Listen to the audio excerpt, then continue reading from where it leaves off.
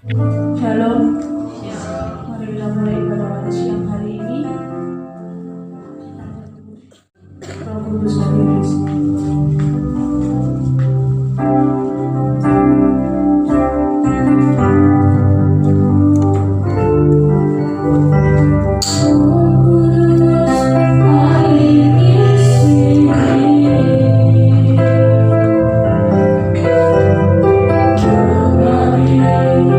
Di balik suci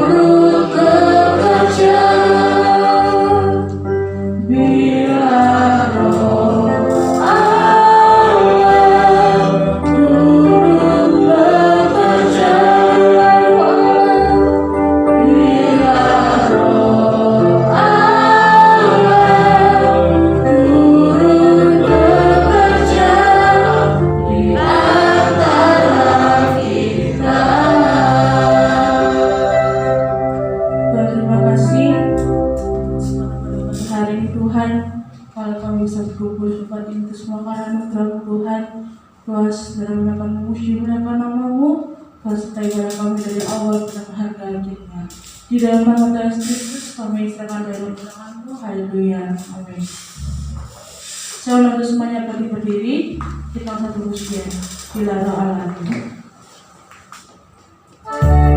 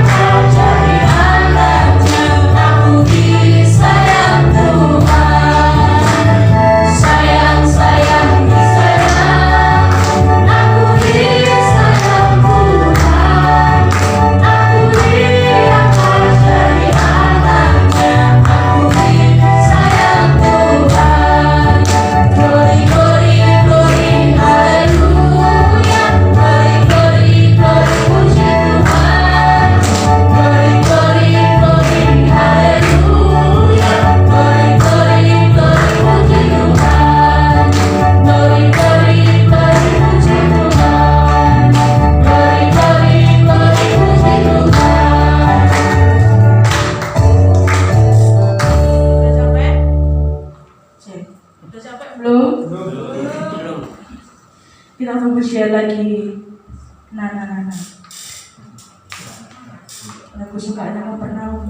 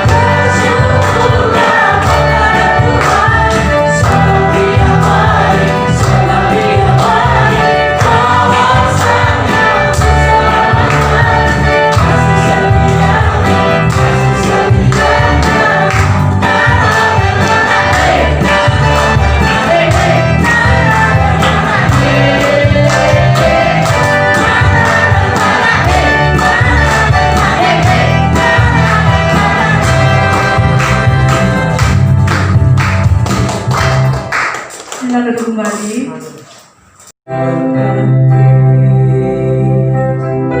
Kasih Tuhan tentang apa ini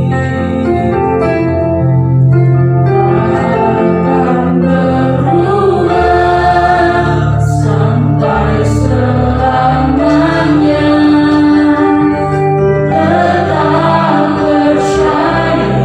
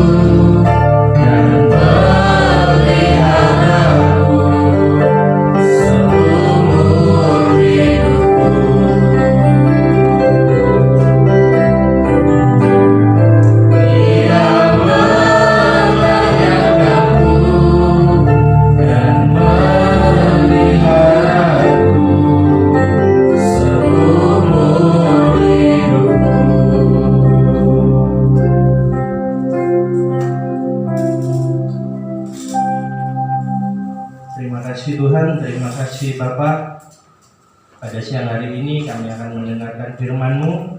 Engkau urapi hamba-Mu yang akan menyampaikan firman-Mu pada siang hari ini.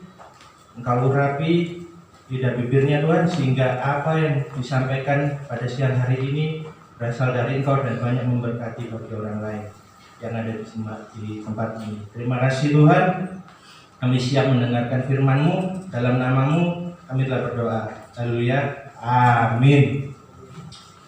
Ya, shalom. Shalom. Ya, ini khotbah perdana saya. Khotbah perdana saya selama saya di GBIS Kapernaum. Saya kan baru juga di GBIS Kapernaum, jadi mungkin sekitar 2 bulan saya bekerja di sini, dan sebelumnya saya sempat vakum. Saya nggak ke gereja selama dari bulan Januari sampai bulan Juli. Saya vakum. Nah, perkenalkan, nama saya Medianto. Mungkin kemarin sudah di-share di WA ya. Medianto. Saya lulusan STT Betani, angkatan tahun 2012 dan lulus tahun 2016. Ya, saya ingin sedikit bercerita mengenai saya masuk di STT Betani. Sebenarnya saya ini sudah didaftarkan dari tahun 2010, saudara. Cuma saya ini ragu-ragu. Saya masuk ke STT ini ragu-ragu ya. Soalnya modelan perawakan saya ini nggak cocok kalau saya ini ngomong di mimbar. Karena pribadi saya itu dulu itu nggak pintar ngomong, saudara. Jadi kalau saya ngomong itu bulat dulu baru ketemu poinnya. Jadi ngomong apa baru ketemu poinnya, ternyata omongannya oh cuma gitu loh. Ya saya kayak gitu orangnya. Jadi saya bingung sebenarnya masuk di STT. Tapi Tuhan panggil, Tuhan suruh saya untuk melayani, saya melayani. Saya juga setelah lulus saya melayani juga di gereja besar juga, 2 gereja besar. Tapi ternyata saya harus vakum dari 2 gereja besar tersebut mulai dari Januari 2020 sampai Juli. Nah, kemarin ketemu saudara junior, saya ditarik ke sini supaya saya pelayanan lagi ya. Terima kasih banyak. Ya, pada siang hari ini tema kita yaitu pengampunan yang menjadi pintu berkat. Kenapa saya angkat tema pada siang hari ini mengenai pengampunan? Pengampunan, ya. Sebenarnya pengampunan ini adalah pintunya berkat, saudara-saudara. Oh, enggak bisa pakai tangan panjang. Ya. Sebenarnya pengampunan ini adalah pintu berkat. Ya, kalau boleh bercerita sedikit mengenai pengampunan, ini sebenarnya perkara sepele ya. Perkara yang kecil sebenarnya. Tapi kenapa di Alkitab diulang-ulang terus kata-kata pengampunan? Sering sekali kalau kita baca Alkitab ya. Ini tadi saya cari Alkitab saya ketemu. Ini Alkitab pernikahan saya. Saya baca-baca beberapa minggu terakhir ini karena sempat vakum saya nggak baca. Nah, salah satunya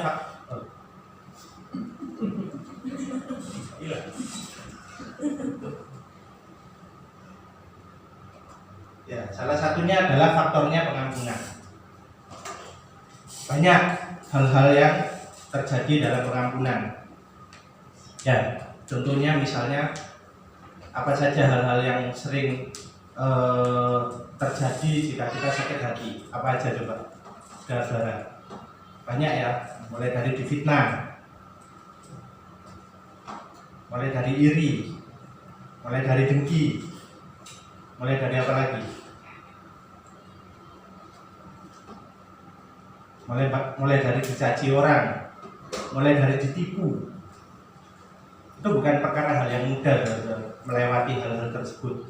Kalau kita gak dekat sama Tuhan, kalau kita gak benar-benar mengenal Tuhan, Yesus sebagai pribadi dalam diri kita gak bakal bisa melewati pengampunan. Banyak orang-orang Kristen yang dulunya bergereja sekarang gugur, nggak pernah ke gereja, tidur di rumah, milih nonton telenovela, saudara. Lebih seru, lebih asik daripada dengerin pendeta berbicara, pendeta berkhotbah. Karena apa? Dari dalam hati mereka tidak bisa mengampuni, karena mereka tidak kenal kasih Yesus. Belum keluar ya? Nah, dari beberapa hal mengenai pengampunan tersebut,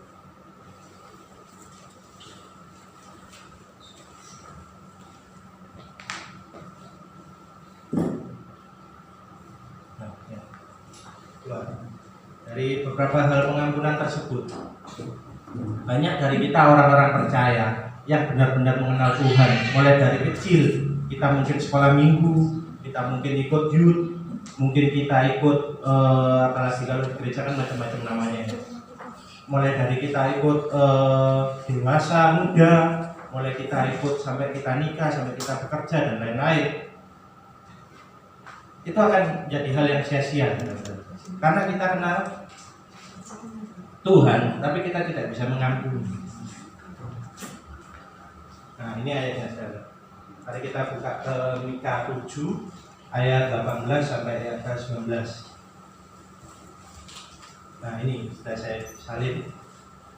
Siapakah Allah seperti engkau yang mengampuni dosa dan yang memaafkan pelanggaran dari sisa-sisa miliknya sendiri, yang tidak bertahan dalam murkanya untuk seterusnya, melainkan berkenan kepada kasih setia.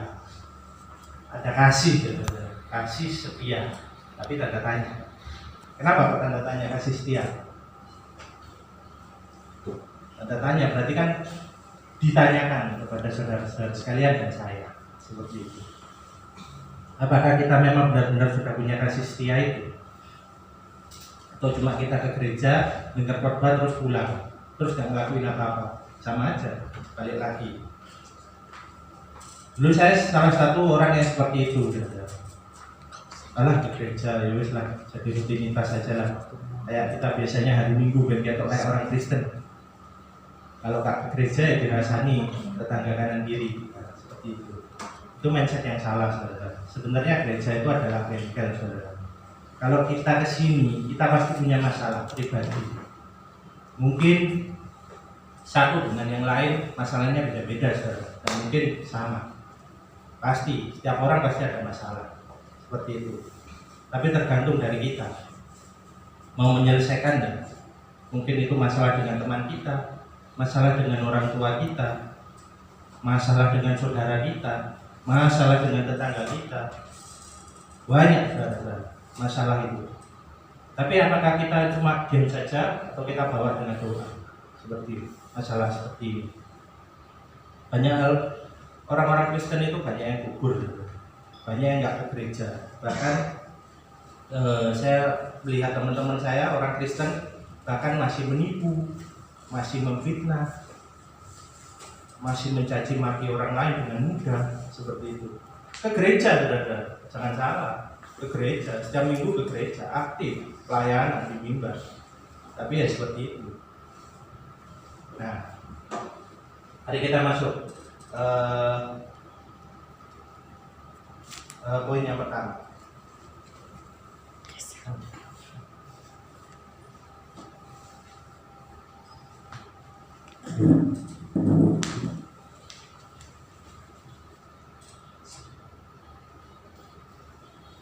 Nah, kita belajar dulu arti kata pengampunan. Arti kata pengampunan dalam Kamus Besar Bahasa Indonesia yaitu pembebasan dari hukuman atau tuntutan. Nah, kalau kita bisa mengampuni dari setiap orang yang menyakiti kita atau orang yang bersalah kepada kita, berarti yaitu kita melakukan pembebasan dari hukuman atau tuntutan. Nah, kebanyakan orang Kristen itu tidak bisa mengampuni. Saya sebelum dari Juli kemarin, saya itu bekerja di tempat software. Saya itu jadi marketing. Saya itu punya bos. Nah ceritanya dia itu ditipu, dia itu kongsi. Sama-sama punya modal besar. miliar pokoknya modalnya banyak, karena usahanya nggak main-main, dia distributor barang-barang besar. Saya punya bos, dia sempat bercerita sama saya, lulusan STT juga, dan reuni sama saya kan, sama-sama lulusan STT dari petani seperti itu. Dan dia sempat bercerita, saya ini ditipu, dicak istilahnya, dicak orang itu sampai 700 juta, padahal yang nipu ini adalah saudaranya sendiri. Seperti itu, nggak bayangkan ya, sama-sama saudara bisa nipu seperti itu, apalagi orang lain, apalagi orang yang nggak dikenal, lebih parah lagi, ditipu senilai 700 juta, pembagian keuntungan profitnya nggak dikasihkan seperti itu. Dia marah, emosi, spontan, dia lapor ke polisi. Apakah itu menyelesaikan masalahnya? Lapor ke polisi? Enggak, saudara, tambah dalam masalahnya seperti itu. Dia harus mengeluarkan berbagai uang sampai nilainya sama 700 juta. Jadi kalau di total itu nilainya 1,4 M, malah rugi gitu. Niatnya mau menyelesaikan masalah tapi tambah rugi. Kalau orang kena masalah ya ketimpa durian, terus ketimpa tangga, terus ketimpa batu lagi, nggak punya apa-apa, sampai akhirnya nul, nggak punya apa-apa. Saya lihatnya juga kasihan seperti itu, nggak tega dalam hati, sampai akhirnya dia dicerai sama istrinya, nggak bisa nyukupi ekonomi. Istrinya biasanya dikasih puluhan juta tiap bulan, rumahnya juga dijual. Karena apa, saudara? Sebenarnya kalau dia pada waktu itu dia mau mengampuni, sebenarnya nggak sampai terjadi masalah yang panjang. Kalau terjadi masalah yang panjang berarti belum mengampuni, saudara. Kalau orang tadi mengampuni pasti punya kasih setia, kasih Allah. Kasih Allah itu yang menutupi luka batinnya. Orang kalau luka batin itu berat, lebih berat daripada dibunuh selesai mati. Kalau luka bisa seumur hidup, apalagi ketemu sama orangnya, waduh, kepingin ngeplak jotos sama ngantemi, apalagi yang nipu itu orang kenal, waduh, tambah cepet-cepet, saudara ya, kayak nyambel gak ada sambelnya, perih, tapi ya kembali lagi ke Alkitab seperti itu. Kita mau jadi orang yang sama seperti orang-orang di luar sana, atau kita jadi pribadi yang mengenal Tuhan seperti itu. Saya lihat kasihan, saudara, mulai lagi dari nol seperti itu. Cuma hal yang sudah terlanjur ya sudah, tapi akhirnya Tuhan pulihkan seperti itu, karena dia mau mengampuni. Tuhan pulihkan, Tuhan berikan lagi perusahaan yang baru, akhirnya dia bisa naik lagi seperti itu. Kuncinya cuma mengampuni, saudara. Ya, kita belajar. Oh ya, ini kata mengampuni dalam bahasa Yunani adalah apiemi, yang artinya adalah menyuruh pergi, membiarkan pergi, atau melepaskan, atau meninggalkan, atau menghapuskan. Kata ini di dalam Alkitab ditulis banyak 143 kali, artinya mengampuni adalah sesuatu yang amat sangat penting. Berarti bukan hal yang mudah, sampai Tuhan berkali-kali nulis sampai 143 kali. Berarti kan berulang-ulang ditulis sama Tuhan. Kenapa kok berulang-ulang? Karena tiap hari kita ketemu orang itu kita tidak tahu orang ini punya perasaan apa terhadap kita. Kita bisa menilai, orang lain juga bisa menilai. Yang kita bahkan ditulis manusia mengajarkan manusia, besi mengajarkan besi, gitu. Main-main, gitu. Manusia mengajarkan manusia. Bisa jadi itu hal yang memotivasi, bisa jadi hal itu yang menghancurkan. Coba berapa banyak sekarang anak-anak muda yang masuk ke penjara gara-gara apa tuh? Salah pergaulan kan? Nggak bisa ngampuni, saudara. Melakukan kejahatan lagi keluar. Karena mereka nggak puas, saudara. Ya, poin yang pertama. Nah, kalau tadi sudah kita tahu pembahasannya, nah ini poin yang pertama. Sudahkah Anda berdamai dengan Bapa yang di surga?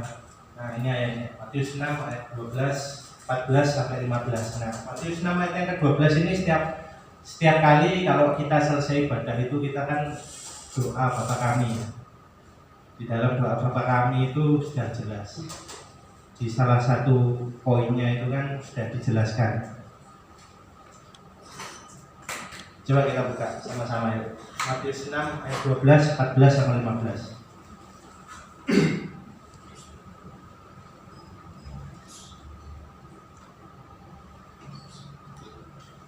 Kadang itu Tuhan itu selalu mengingatkan kita ya, supaya kita itu gak jatuh di lubang yang sama atau di jurang yang sama. Cuma kadang-kadang kuping kita ini sama hati kita ini kaku gitu, keras.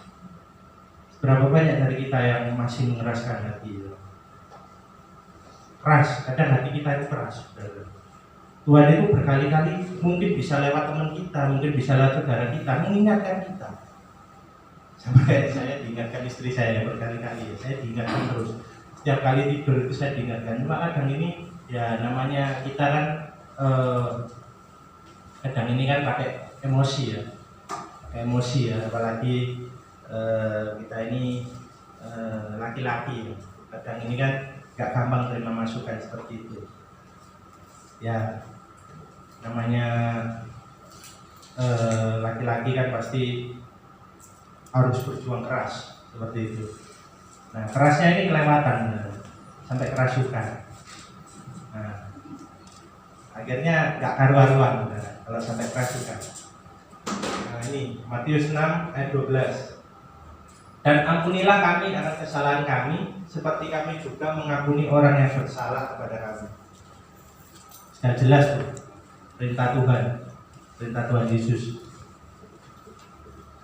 Ampunilah kami akan kesalahan kami, seperti kami juga mengampuni orang yang bersalah kepada kami.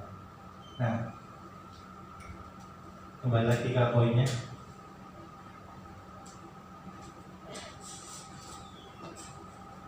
Nah, pertanyaannya, sudahkah Anda berdamai dengan Bapa yang di surga?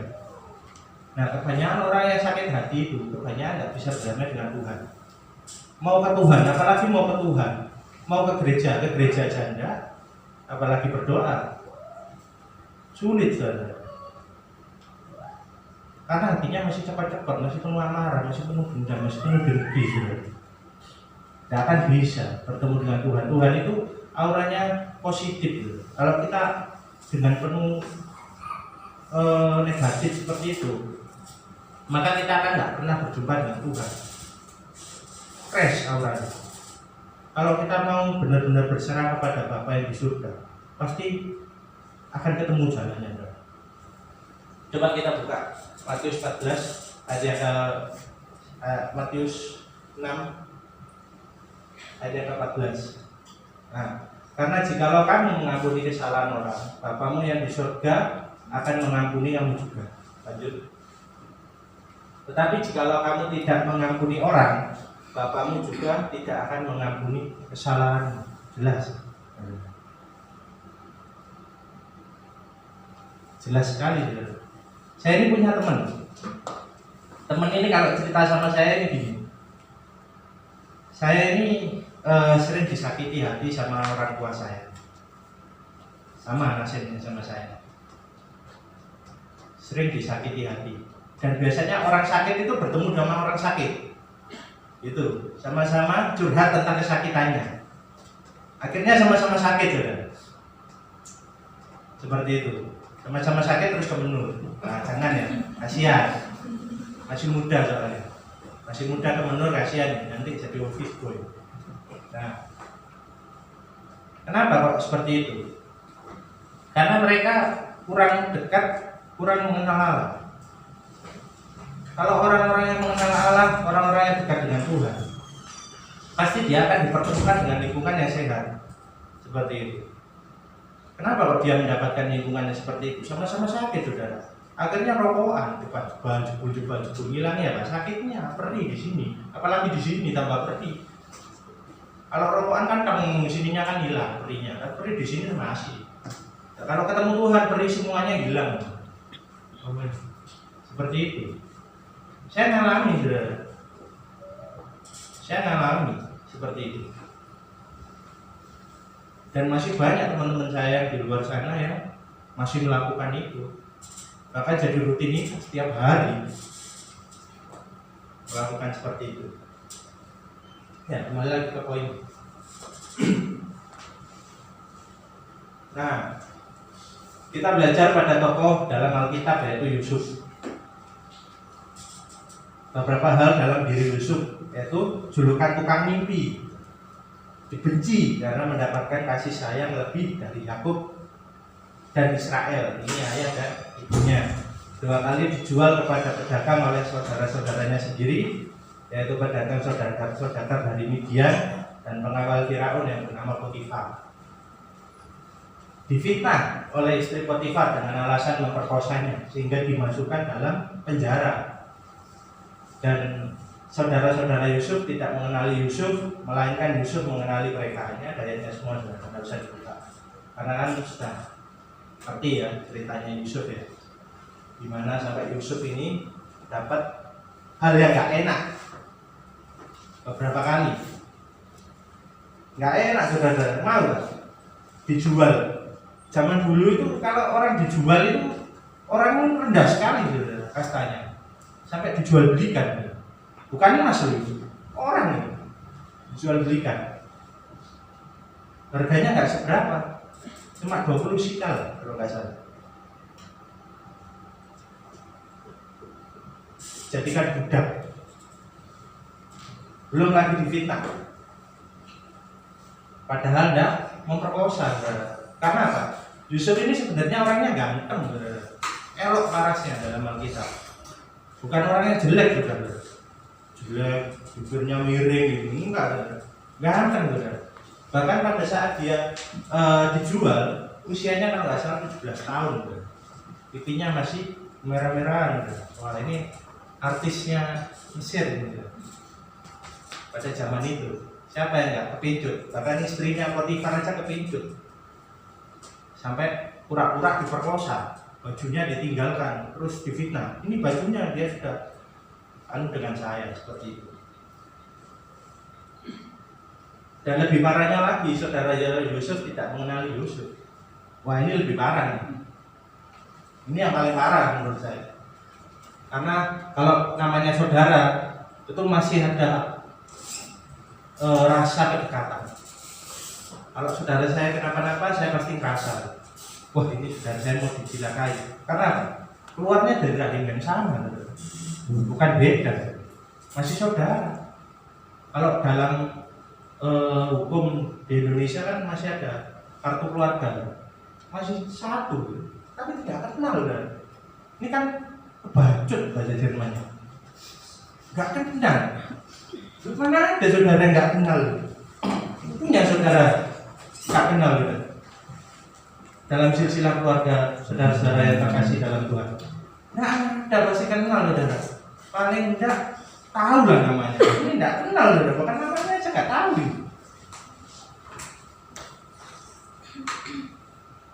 Ini benar-benar mendapatkan sakit hati yang parah saudara menurut saya. Karena nggak gampang saudara melakukan ini. Orang bisa lepas dari ini nggak mudah menurut saya. Tapi kenapa Tuhan kok menyertai Yusuf? Slide selanjutnya. Yusuf sampai dipulihkan.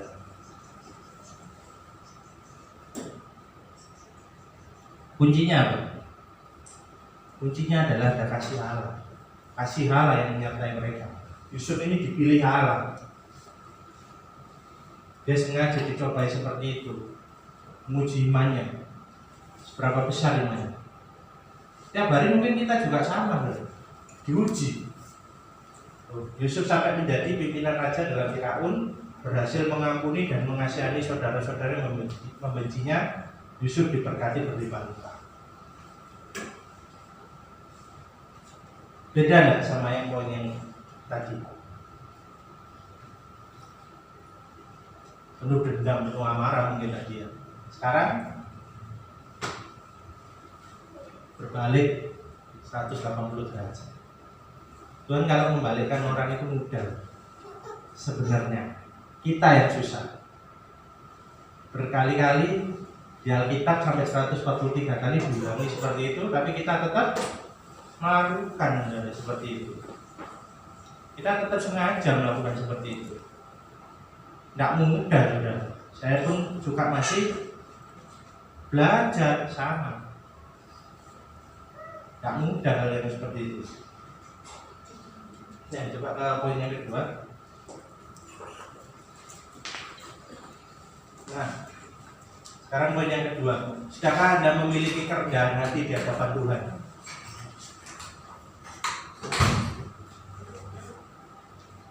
Tadi kan berdamai dengan Bapa.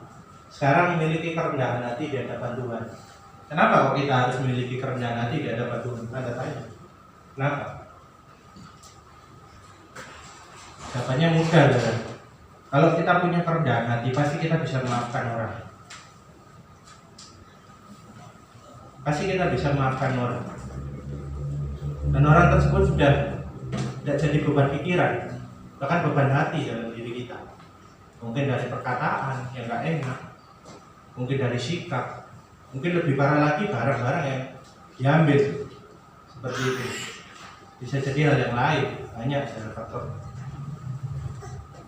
Kenapa kok memiliki kerendahan hati? Nah, ini pokoknya dalam Alkitab. Ayub. Nah, kita belajar sama Ayub, seorang yang saleh dan jujur, tapi dicobai. Saudara-saudara, tidak ada di Alkitab tokoh-tokoh yang tidak dicobai. Semua dalam pencobaan seperti itu. Walaupun Ayub ini adalah tokoh yang paling spesial menurut saya. Karena apa? Saleh sama jujur. Dan apa yang harus dicari dalam diri Ayub sehingga Ayub dicobai? Masih sama iblis. Masih.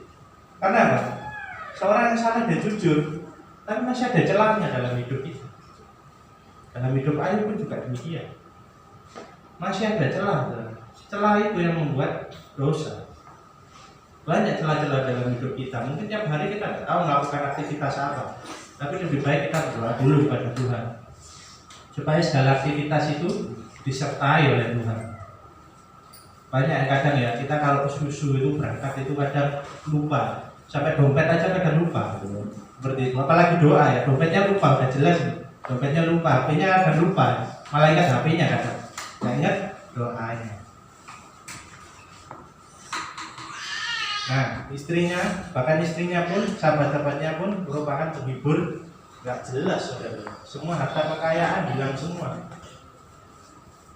Kira-kira kalau kita melakukan hal seperti ini, bakal sakit hati ya? Ditinggal Tuhan. Tidak ada penyertaan Tuhan sama sekali. Oh, sakit, saudara. Jelas. Apalagi dia orang yang jujur. Jujur kok masih dicobai. Kurang apa saya? Orang yang saleh, bukan orang yang kemarin sore. Orang kemarin sore dicobai silakan, saudara. Kalau orang ini, wah, orang ini orang benar-benar, bukan anak jual jamu, saudara. Tapi masih dicobai sama iblis. Iblis itu tidak kenal siapapun. Siapapun dari kita pasti dicobai, saudara. Banyak macam-macamnya. Tergantung celah dari kita. Celahnya apa, saudara? Mungkin celahnya suka wanita. Cobain, saudara. Banyak wanita di sekeliling kita, cantik-cantik lagi. Waduh, sudah cantik, seksi lagi. Wah, siapa yang nggak seneng ya? Kalau laki-laki ya pasti seneng. Didekati, bahkan dapat nomornya, wah, udah luar biasa, saudara ya. Di chat bales lagi, waduh. Dunia milik berdua ya. Orang yang seperti ini masih dicobai sama Tuhan. Tapi Ayub tetap setia, saudara. Tetap lebih memilih Tuhan. Kalau kita ada masalah, lebih milih sahabat kita, bro. Aku no masalah, bro, tak telepon ya. Padahal harusnya kita telepon Tuhan, telepon Yesus. Tapi kenapa kalau kita cari saudara, cari orang tua? Benar, tidak apa-apa, saudara, boleh. Tapi sebenarnya poin yang pertama adalah kita cari Tuhan. Bukan cari mereka, bro. Bukan cari polisi, bukan cari orang lain yang kita nggak kenal. Kita curhati semuanya, bahkan kayak koran, kan? Kalau kita kena masalah, harus diberitakan. Si siapa? Brian kena masalah, sampai dimasukkan koran gitu. Kalau orang lain tahu kalau kita kena masalah. Tapi apakah orang lain itu perhatian sama kita? Saya tanya. Apakah orang lain itu mau mendengarkan 100% masalah kita? Apakah orang lain itu membantu kita? Bisa-bisa kalau kalian salah curhat, orang lain itu malah menjatuhkan kalian.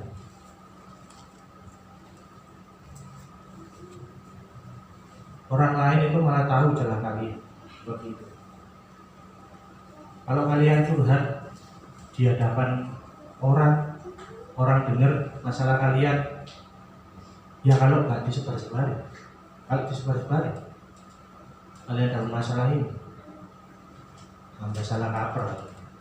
Paling enak adalah kita curhat dengan Tuhan, dengan Yesus, sama kayak Ayub.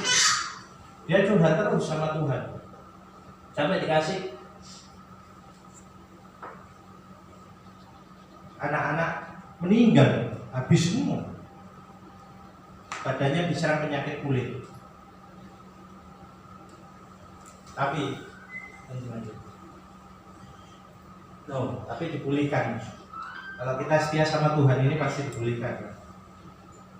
Tuhan memulihkan keluarga Ayub, Tuhan memberkati Ayub dengan usia yang panjang, Tuhan memberkati dan mengembalikan 2 kali lipat semua kekayaan Ayub.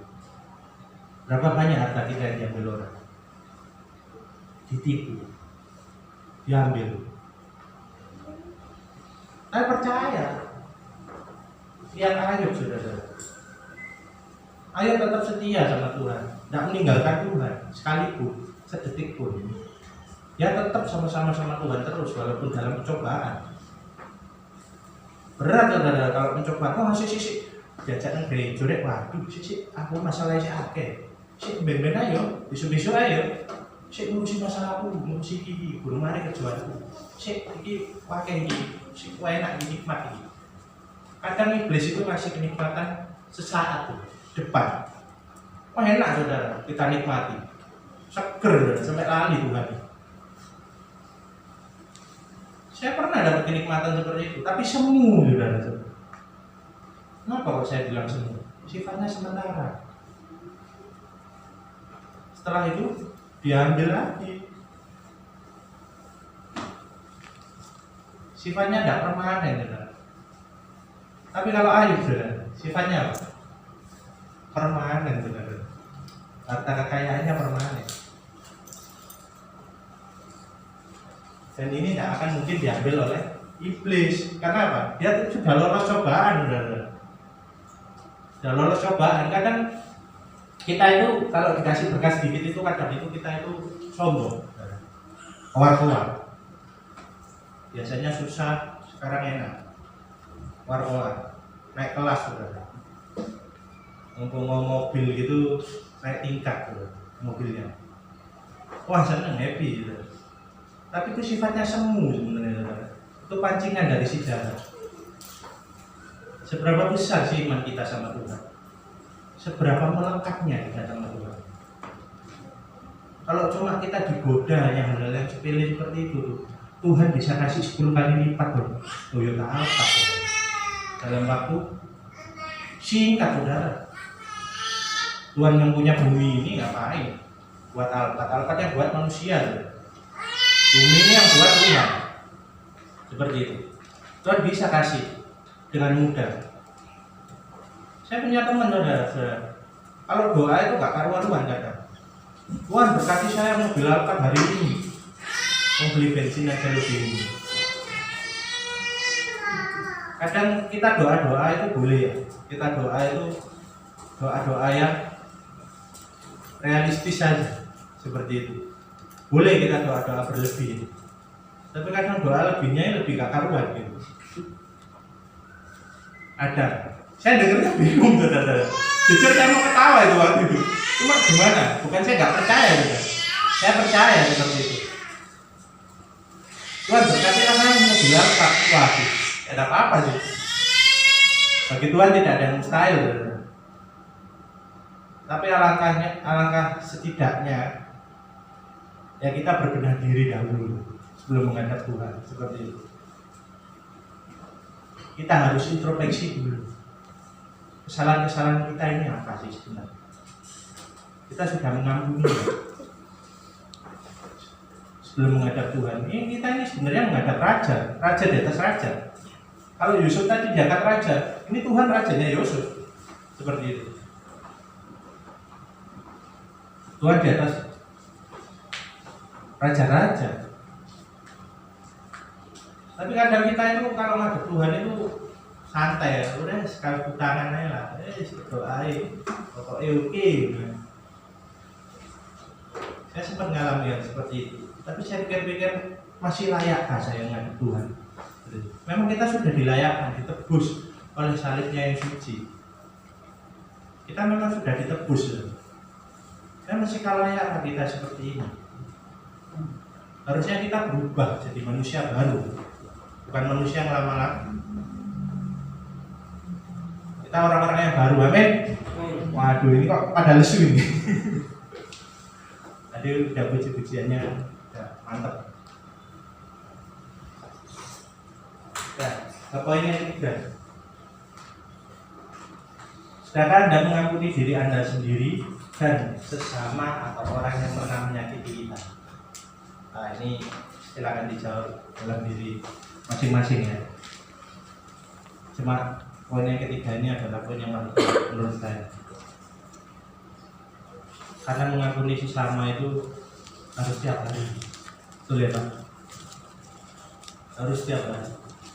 Kita tidak tahu orang ini baik sama kita, orang ini mau menjahati kita, karena kita bukan dukun gitu.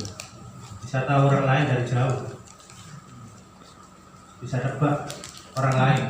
Orang ini mau berbuat jahat sama saya tak siap-siap sih, gue celurit atau gue pisau, kan tidak mungkin gitu. Cuma kalau kita dalam naungan Tuhan, kita pasti akan dilindungi. Contohnya kayak tokoh-tokoh Alkitab yang kan dilindungi.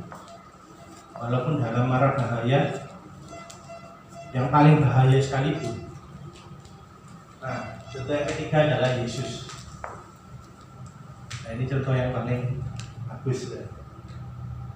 Beberapa hal dalam diri Yesus, semua pasti pada tahu ya cerita Yesus ya, sangat familiar sekali.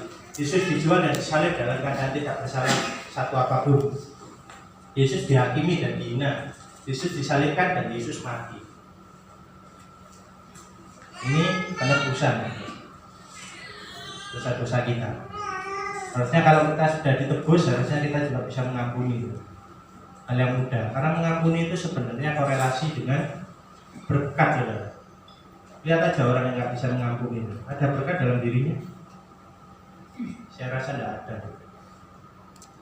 Karena hal yang sepele, pengampunan aja tidak bisa mengampuni, gimana caranya Tuhan memberkati dia? Gimana caranya? Sedangkan dia aja masih punya balok dalam hatinya. Seperti itu. Masih ada ganjelan dalam hatinya. Orang kalau ada ganjelan itu gak enak, saudara. Mobil kita aja, kalau kita mau jalan, bannya diganjel, ngegasnya dalam nggak? Dalam, saudara. Biar bisa lewat dari ganjelan itu. Nah, kadang kita kalau punya ganjelan itu gasnya loyo.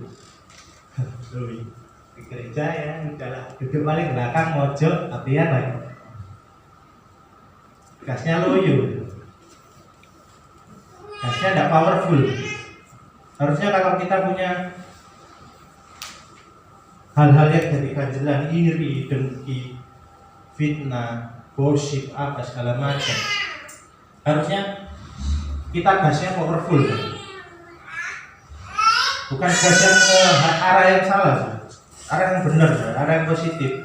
Yaitu ya kita punya perkumpulan seperti ini, perkumpulan gereja. Kita harus punya komunitas. Kalau yang masih belajar di STT ya belajar dengan baik seperti itu, benar-benar jadi dapat ilmunya. Kadang itu kita itu tergoda hal-hal yang kecil, yang sepele, yang menurut diri kita itu nikmat, adem, dan itu terus kita lakukan sampai akhirnya Tuhan peringatkan. Ya, kalau saya boleh cerita sedikit, 2 bulan yang lalu itu saya pernah sakit hati dalam ya. Gara-gara saya ditipu orang yang gak dikenal. Kalau dikenal enak masih tahu ya wujudnya, ya, mukanya, apanya, segala macamnya tahu, modelnya, bajunya, rambutnya. Ini nggak tahu saya ditipu. Dan uangnya juga lumayan kan. Dalam kondisi COVID seperti ini, saya uang susah. Waktu itu saya belum ke gereja. Saya sudah diajari berkali-kali, cuma ya saya banyak alasan-alasan yang tidak mau seperti itu. Saya mengalami hal itu, saya sampai malam itu nangis. Posisi tidur tapi nangis sudah. Kok bisa? Ya bisa, karena pikirannya masih jalan. Badannya tidur, pikirannya jalan. Nangis sudah, keluar air matanya sendiri. Saya bisa musab tapi ngantuk sudah. Ngantuk. Saking beratnya pikirannya sampai ngantuk sudah. Nangis sudah. Kok bisa ya? Orang zaman kayak gini ini masih bisa punya pikiran jelek sama kita. Banyak sudah di luar sana. Orang yang kenal Tuhan itu punya pikiran yang jelek banyak sekali. Nggak di sini, di luar sana. Pikirannya jelek semua sama orang itu. Apalagi zaman seperti ini susah. Tapi kalau dalam Tuhan nggak ada kata-kata susah. Karena saya ngalami sendiri. Kalau di rumah saya kan setiap Jumat kan ada doa ya sama Pak Gembala. Karena saya disuruh Tuhan untuk adakan setiap Jumat doa di rumah saya. Itu Tuhan yang peringatkan saya supaya saya ini kuat. Saya punya komunitas seperti itu. Kalau saya flashback kemarin ke belakang, saya nggak punya komunitas yang bisa menguatkan saya. Kalau saya jatuh ya jatuh sudah. Tidak ada orang yang bisa menguatkan saya secara batin. Tapi kalau kita punya komunitas, kita bergereja tiap minggu, kita bertumbuh, pasti kita akan punya sesuatu hal yang bisa membangun rohani kita. Seperti itu. Rohani kita ini juga perlu dikasih makan. Bukan hanya fisik saja, saudara. Berkat jasmani, berkat rohani ini juga kita harus kasih makan, saudara. Kita harus kita sirami seperti itu. Kalau nggak kita sirami, saudara, loyo kayak orang kena angin itu, bisa kanan kiri akhirnya jatuh sendiri. Nah, seperti itu. Saya sempat mengalami seperti itu. Sampai saya cerita waktu itu di doa hari Jumat itu. Saya cerita. Pada malam hari itu saya ketemu Tuhan. Seperti itu. Saya nangis itu sudah 3 kali. Saya jarang nangis orangnya. Tapi kalau kena masalah berat, saya nangis. Tapi saya nangis, saya nggak tahu ada istri saya kalau saya nangis. Saya nangis sendiri. Kayak di film-film itu. Saya nangis sendiri. Saya nangis sendiri. Dan nangis saya ini nggak misek-misek. Saya tahan. Supaya orang lain itu nggak dengar. Saya nangis. Bukan nangis ingin dikasihani, enggak. Tapi banyaknya masalah dalam hidup ini sampai saya bisa membuat saya nangis seperti itu. Dan masalah ini nggak main-main, ini menyangkut hidup. Karena saya nggak percaya Tuhan. Berkat itu hanya semata-mata uang, saudara. Banyak sebenarnya berkat itu nggak hanya uang, saudara. Kalau kita dikasih kesehatan sama Tuhan itu sudah berkat. Banyak orang yang secara sakit itu bayar, saudara. Sampai nggak punya uang. Saya pernah ngantar anak saya lahiran itu, saya melihat orang sakit itu sampai nggak punya uang, akhirnya pulang. Kasihan sebenarnya. Sakit kok malah pulang nambah sakit. Sakit harusnya kan diobati, sama seperti kita. Kita sakit datang ke sini ke gereja, kita berharap untuk diobati sama Tuhan Yesus seperti itu. Kita pulang ya sudah, lepaskan dari sakit itu di sini. Bukan di sini tempat sakit, saudara. Enggak. Lepaskan sakitnya di sini. Pulang sudah jadi orangnya baru, saudara. Sudah ceria. Sekarang saya kan ceria, beda sama kayak kapan-kapan hari dulu. Saya duduk di situ, saya merenung. Kesalahan saya apa aja? Ternyata kadang itu kalau kita berbicara itu, kadang itu kita lupa. Lost control. Lupa kadang. Kalau orang ini tersakiti oleh perkataan saya, Apalagi saya ini backgroundnya adalah dunia, pekerjaan saya ini adalah dunia sales atau marketing. Wah, lebih ganas lagi itu. Dunia persilatan kalau orang bilang. Siapa yang mahir silat dia yang menang. Itu kalau menurut dunia. Kalau menurut Tuhan ya sudah, Tuhan angkat mau apa? Tidak ada yang bisa jatuhkan kalau Tuhan yang angkat. Kalau manusia yang angkat bisa dijatuhkan, saudara. Mudah. Disenggol kiri aja udah munting-munting terus nabrak becak. Kalau Tuhan yang ngangkat, tidak ada satupun yang bisa menjatuhkan kita. Percaya. Siapa yang ngangkat? Tuhan, Yesus. Yesus terangkat, saudara. Coba poin. Lanjut. Yesus dipulihkan, saudara. Kalau nggak dipulihkan, dosa-dosa kita tetap dulu. Dia turun di sini jadi 100% manusia, 100% Tuhan untuk nebus dosa-dosa kita. Tapi kita tetap berbuat dosa. Yesus mengasihi orang-orang yang bersalah. Berat, sama halnya dengan kita. Apalagi Yesus disalib. Siapa yang di sini mau disalib? Nggak ada. Orang mana yang mau disalib? Disalib cuma keadaan kayak gitu terus pakai mahkota berduri lagi. Akhir-akhirnya digosok lagi. Nggak enak. Kalau di film kan nggak enak. Tapi inilah Tuhan kita. Kalau dia nggak kasih contoh ke kita mau niru siapa? Ini contoh figur kita. Yesus, saudara. Kalau orang pernah berjumpa dengan Yesus, pasti hidupnya dipulihkan 180 derajat.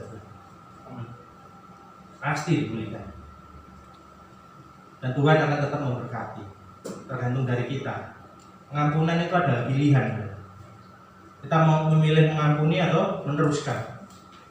Kalau mau meneruskan terus saja nanti ketatap. Kalau ketatap jangan cari Tuhan, ya. Karena Tuhan sudah peringatkan bolak-balik, saudara. Ada teman saya sampai bilang, saya ini sakit hati sama orang lain, sampai saya bawa dalam kubur sampai mati. Pernah saya dengar hal seperti itu. Kok ada yang seperti itu? Ada, saudara. Banyak. Tidak satu dua orang. Sampai dibawa dalam kubur, sampai dikubur sama orangnya. Berarti bukan perkara yang sepele sebenarnya pengampunan ini. Tapi orang yang benar-benar bisa mengampuni, lihat hidupnya, pasti 180 derajat diberkati luar biasa. Cobain. Kalau Ayub kan memang punya. Yang punya aja masih dicobai, apalagi yang nggak punya. Nggak punya apa-apa lagi, ya. Susah. Pribadi-pribadi yang seperti ini yang kita pelajari di dalam Alkitab, saudara. Kadang itu kita baca kita itu cuma asal baca, kayak baca orang.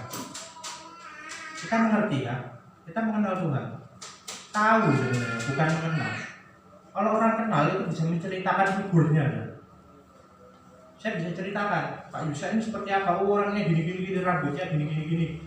Oh, sukanya pakai celana ini, sandalnya ini gini. Tahu semuanya. Tapi kalau orang tahu aja, nggak kenal, nggak bisa cerita. Nah, dalam diri kita jadi orang yang mana? Orang yang sekedar tahu atau cuma sekedar pernah lihat, atau memang benar-benar kenal? Kalau benar-benar kenal, bisa cerita kebaikan Tuhan itu seperti apa. Karena mengalami perjumpaan dengan Yesus. Saya benar-benar mengalami, saudara. 2 minggu yang lalu saya pernah cerita. Saya sampai nangis, saudara. Nangis karena apa? Ketemu Tuhan, saudara. Tuhan lawat pada waktu itu. Sampai nangis malam itu. Sampai nangis. Tuhan bilang lepaskan. Percuma apa yang kamu harapkan? Kamu harapkan semuanya itu kembali? Tidak mungkin. Kamu bisa kerja enak lagi kayak dulu? Tidak mungkin. Tapi Tuhan akan bukakan pintu-pintu yang lain, saudara. Banyak pintunya. Hanya satu pintu, saudara, kayak Doraemon. Kita harus masuk surga satu pintu. Banyak, saudara, pintunya. Pintu surga, bukan ya? pintu yang Tuhan sediakan, saudara. Banyak pintunya. Mungkin dari teman kita, mungkin dari saudara kita, mungkin dari keluarga kita. Sebenarnya pintu-pintu itu sudah Tuhan sediakan. Cuma kita aja kadang terlalu banyak hal yang direnungkan yang nggak perlu-perlu itu sampai jadi nggak tahu, nggak kelihatan kan pintunya di mana. Sebenarnya sudah jelas, firman Tuhan ini sudah jelas. Kalau saya baca ini sebenarnya sudah jelas. Perintah-perintah Tuhan apa segala macam sudah jelas. Tapi terkadang kita itu kebawa emosi gitu. Emosi yang membara itu. Ini yang berat. Tuhan akan peringatkan terus. Kalau kita salah jalur, Tuhan akan peringatkan. Kayak di tol itu ada. Sampai kita kebablasan, bayar lebih. Kalau kita kebablasan bayar lebih sudah akhirnya. Lebihnya apa? Ini sudah. Setiap orang di sini pasti mengalami hal yang sama. Seperti saya. Sama, saya pun juga masih belajar seperti itu. Gak gampang saudara. Apalagi tiap hari dulu saya direndahkan, dicaci maki, diolok-olok, diapakan. Tiap hari saya seperti itu. Sampai apal, istilahnya katam. Oposisi di lono dino, apal ke kaset saudara. Karena diputer aja mana besok. Apal saudara. Gak usah ngomong, aku aja sih ngomong, bisa apal. Oh ya kayak boleh-boleh ini aja tiap hari kayak gitu. Tapi walaupun kita diolok-olok seperti itu kayak Yesus, akhirnya apa? Dipulihkan, saudara. Kita yang dipulihkan, bukan orang itu, saudara. Kalau kita mau mengampuni, bukan orang itu yang dipulihkan, saudara. Kita yang dipulihkan sebenarnya. Karena kita mau melepaskan. Artinya tadi dalam bahasa Yunani, melepaskan. Melepaskan kalau kita pakai tas berat sekali 10 kilo, 15 kilo, kalau kita lepaskan enak nggak? Bebannya enak nggak kira-kira?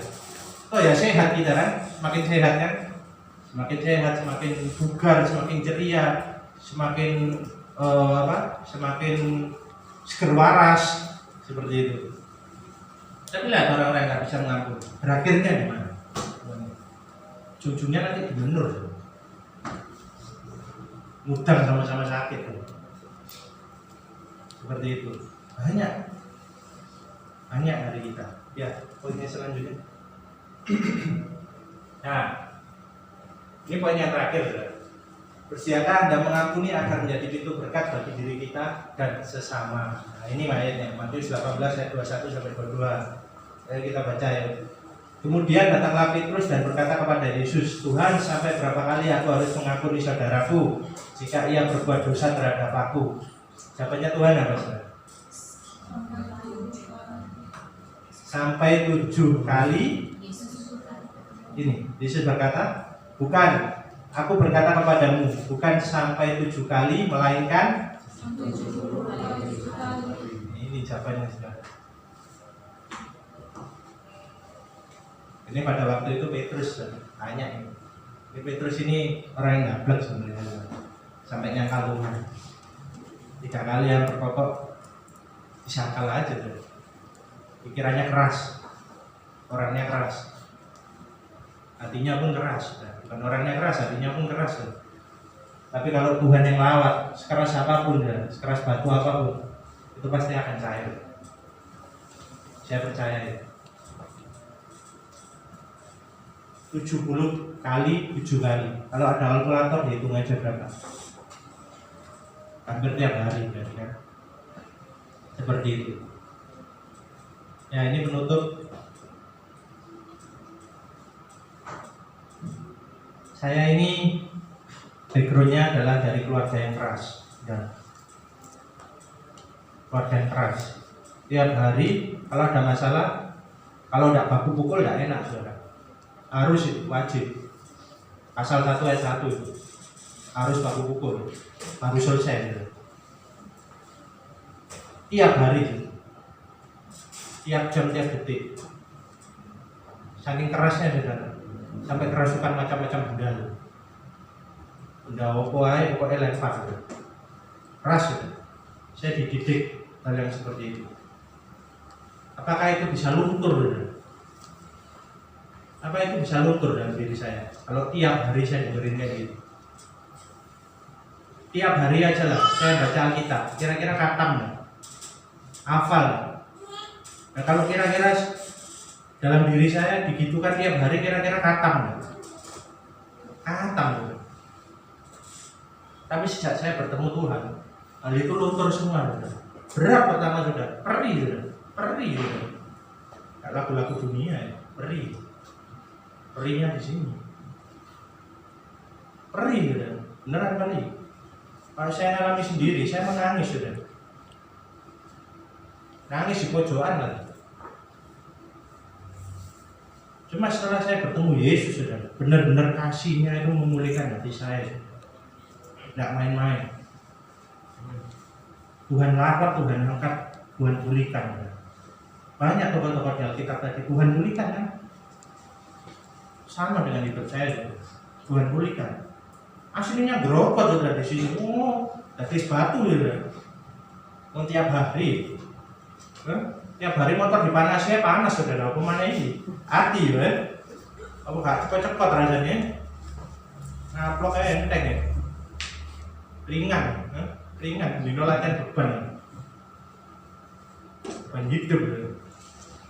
Yang bukan salah saya, jadi salah saya saudara. Wah berat ini. Gak ikut hidup tapi ikut nanggung salah saudara. Tapi gimana lagi?